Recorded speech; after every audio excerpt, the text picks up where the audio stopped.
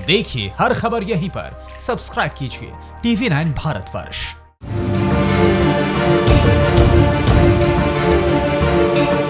आज भारत में कारगिल लड़ाई के 21 साल पूरे होने पर जश्न मनाया जा रहा है। तो चलिए हम आपको बताते हैं कि किस तरह पाकिस्तान के गैंग ऑफ 4 ने कारगिल पर कब्जा करने की साजिश रची थी।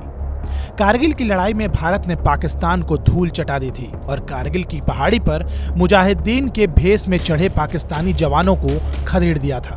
कारगिल युद्ध का प्लान 1984 में तब बनाया गया था जब भारत ने सियाचिन पर कब्जा कर लिया था, लेकिन तब उसे जनरल जियाउल हक ने रिजेक्ट कर दिया था। फिर 15 साल बाद पाकिस्तान आर्मी ने फिर उसी साजिश को अंजाम दिया।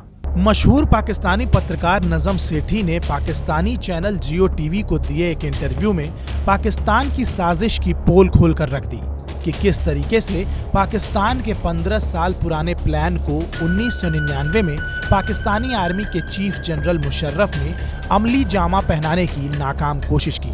हालांकि नजम ने यह भी कहा कि कारगिल की लड़ाई पर हिंदुस्तान में बहुत सी किताबें लिखी गई हैं, लेकिन पाकिस्तान में इसके बारे में काफी कम लिखा गया है।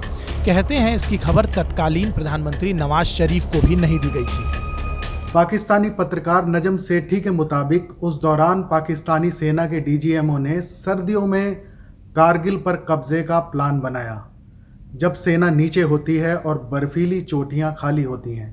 डीजीएमओ ने जियाउल हक को प्लान बताया कि अगर हम सियाचिन वापस लेते हैं तो उसमें कोई दिक्कत नहीं होगी, क्योंकि जिस तरह हिंदुस्तान ने सर्दियों में सियाचिन पर कब्जा कर लिया था, अगली सर्दियों में पाकिस्तानी सेना भी वैसा कर सकती है।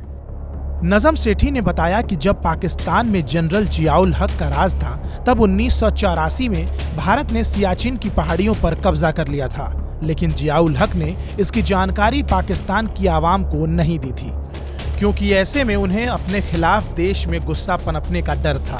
लेकिन पाकिस्तान की सेना इसका बदला लेना चाहती थी। पाकिस्तानी पत्रकार नजम सेठी ने यह भी खुलासा किया था कि 1999 में जब पाकिस्तान में परवेज़ मुशर्रफ आर्मी चीफ हुआ करते थे, उनका एक ग्रुप था जो गैंग ऑफ 4 के नाम से मशहूर था। इसी गैंग ऑफ 4 ने कारगिल हमले की पूरी साजिश रची थी। नजम सेठी के मुताबिक जियाउल हक ने पूछा था कि क्या भारत पलटवार नहीं करेगा।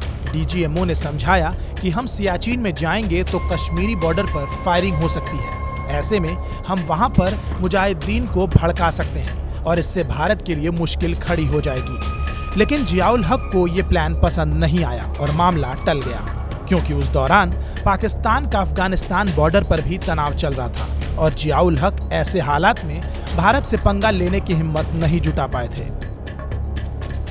गैंग ऑफ 4 में परवेज मुशर्रफ के अलावा chief of staff general Aziz, corps commander general Mahmood और northern infantry force commander brigadier Javed Hasan शामिल थे।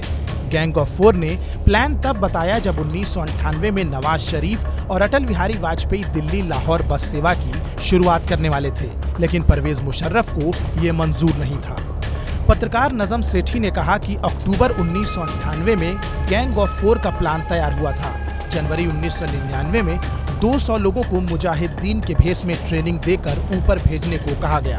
पहले भारत के 10 पोस्ट पर कब्जा करने का टारगेट था, लेकिन ऊपर गए तो पूरा इलाका खाली था और बाद में ज्यादा लोगों को बुलाया गया। LOC में पाकिस्तानी सैनिकों की घुसपैठ के बाद भारत को मई 1999 में शक हुआ था और फिर जवाबी कार्रवाई शुरू हो गई। इसके बाद भारत के जवानों ने पाकिस्तानी घुसपैठियों को चुन चुन कर मारा था।